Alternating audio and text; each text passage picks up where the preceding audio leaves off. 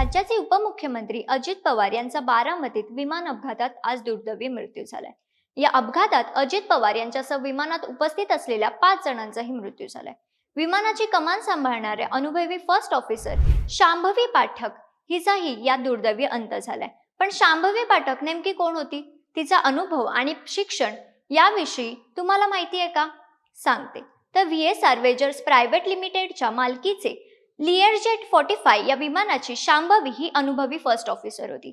तिचे प्राथमिक शिक्षण हे 2016 ते 2018 मध्ये एअरफोर्स बालभारती स्कूल मधून पूर्ण झाले।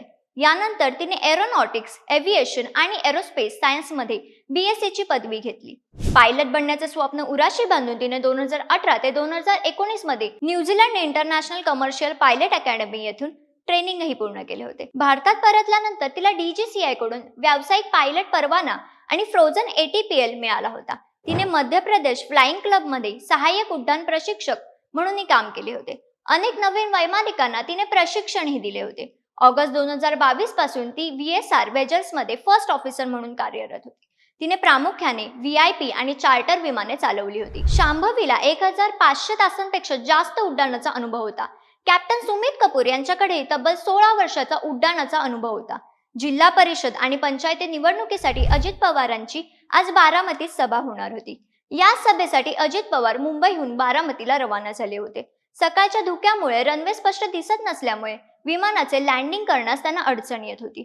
विमानाचे लँडिंग करताना विमान धावपट्टीच्या अगदी जवळ आले होते, पण अगदी त्याच क्षणी विमानाचे नियंत्रण सुटले व विमान थेट शेजारच्या शेतात जाऊन कोसळले। जमिनीवर कोसळताच या विमानाचा स्फोट झाला। क्षणातच विमानाने पेट घेतला। कॅप्टन शांभवी पाठक हिने अल्पावधीतच विमान वाहतूक क्षेत्रात आपली ओळख निर्माण केली होती। यशस्वी वैमानिक म्हणून तिने आपली कारकीर्द पुढे नेण्यासाठी विदेशात जाऊनही प्रशिक्षण घेतले होते। पण बारामतीमधील अपघाताने तिची स्वप्ने व तिचे आयुष्य दोन्ही हिरावून घेतले। दैनिक मुंबई तरुण भारत कडून उपमुख्यमंत्री अजित पवार व कॅप्टन शांभवी पाठक यांसह मृत पावलेल्या 5 जणांना भावपूर्ण श्रद्धांजली।